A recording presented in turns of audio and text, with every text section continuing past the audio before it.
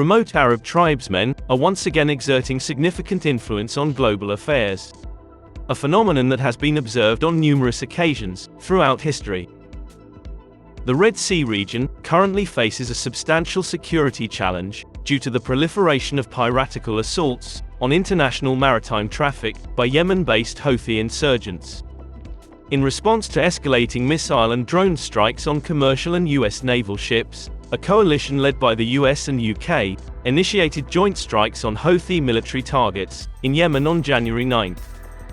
However, this disruption is significant because around 12% of global shipping traffic goes through the Red Sea and the Suez Canal. Consequently, major shipping lines worldwide have been compelled to suspend operations through these vital maritime routes.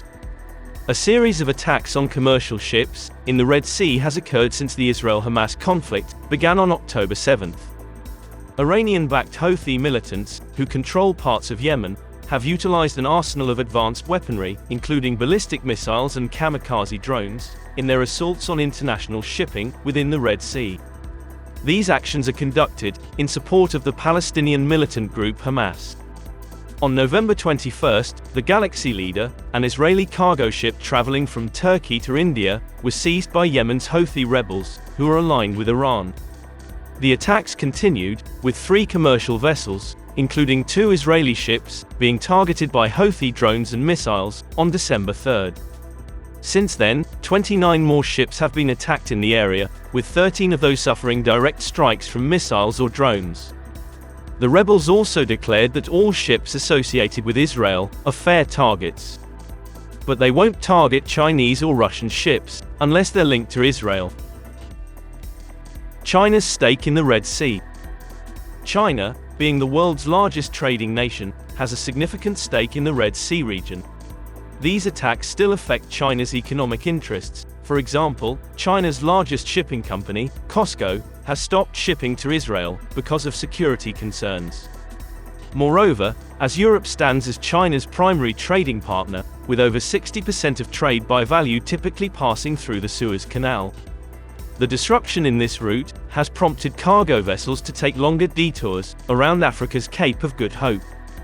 This diversion adds up to 2 weeks in travel time and substantially increases shipping costs. And longer shipping routes could also raise import prices, potentially fueling inflation in China. By January 25, the average cost of shipping a 40-foot container from Shanghai to Genoa surged to $6,365, marking a 464% increase from just 2 months earlier. Furthermore, insurance rates have soared as well. In addition to the direct impact on shipping, Chinese companies have made significant investments in the region in recent years. For example, Chinese state shipping giant COSCO now owns a 20% stake in the East Port Said container terminal of the Suez Canal. With China's economy already facing challenges in terms of growth, this crisis poses a serious risk of further dragging down its economy. So, whether or not they directly target Chinese vessels, Houthi attacks on Red Sea shipping have the potential to jeopardize China's economic recovery. Furthermore, if Iran intensifies its role in the conflict between the Houthis and the US-led coalition, conducting strikes against them, it could escalate tensions in the Strait of Hormuz, posing a threat to China's energy supplies. Implications for US strategy and China's opportunity. Since the start of the Israel-Hamas war, US Central Command has actively thwarted numerous UAV attacks by Houthi rebels. The situation in the Red Sea poses political, economic, and strategic challenges for the US. But what does this mean for the United States on the global stage? Well, it's a mixed bag.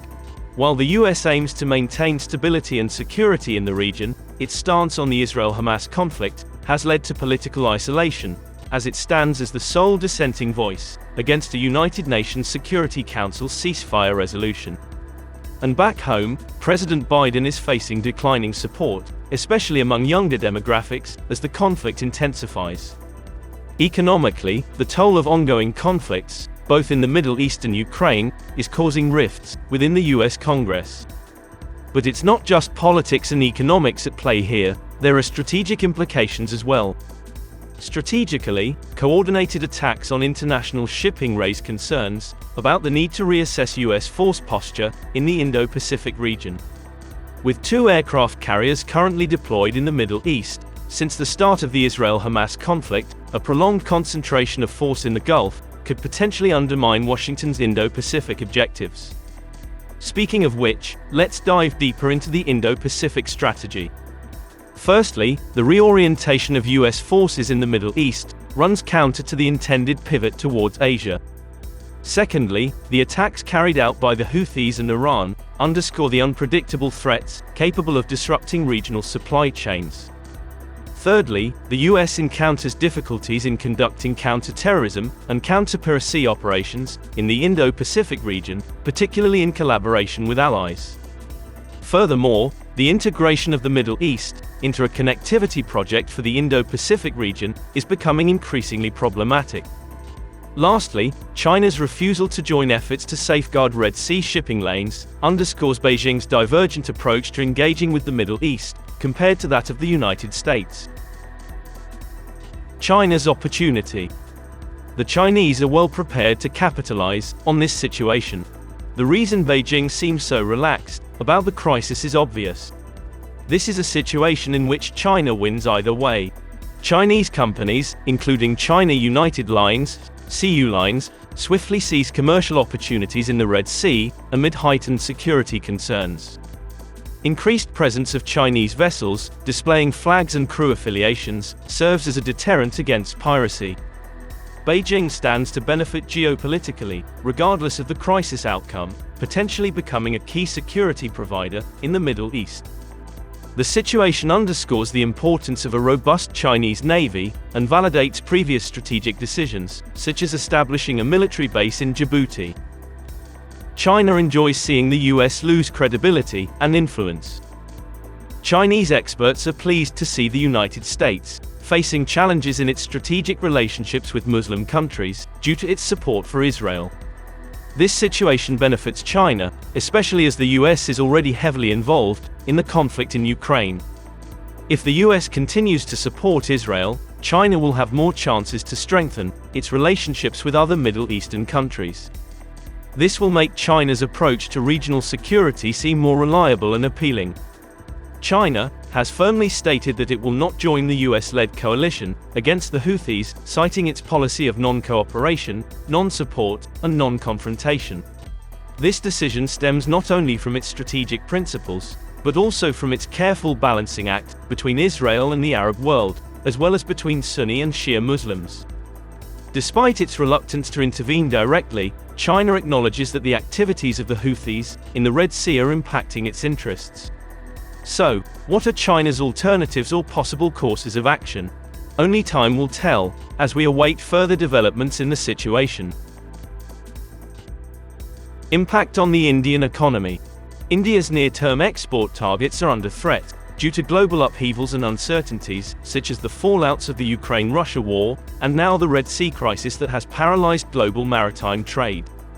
Currently, India has deployed at least a dozen warships east of the Red Sea to provide security against pirates, and has investigated more than 250 vessels, as Western powers focus on attacks by Yemen's Iran-backed Houthis. India has not joined the US-led task force for the Red Sea, and does not have any warships there. However, it currently maintains 2 frontline warships in the Gulf of Aden and a fleet of at least 10 warships in the northern and western Arabian Sea, accompanied by surveillance aircraft. But here's the thing, all this chaos in the Red Sea is hitting Indian importers hard. Shipping costs are shooting up, especially for stuff like leather, plastic, and spices. Additionally, the prices of major export items, like basmati rice, are also increasing. If the conflict persists, investors may witness its impact on the market. Currently, India imports over 85% of its crude oil, and more than 50% of its gas. So, if this Red Sea mess drags on, it could really mess with the market. Companies like BPCL, HPCL, and IOC could take a hit because of it. As 20% of India's trade occurs through the Suez Canal, the country may face challenges in 2 aspects: oil and transportation costs. While India primarily imports oil from West Asia and Russia, a change in the route could affect the prices of the 40% of oil imported from Russia via the Suez Canal. And shipping costs may increase up to 40%, affecting Indian exports and causing losses for companies exporting abroad. In conclusion, these challenges in the Red Sea could impact India's financial goals in the coming years.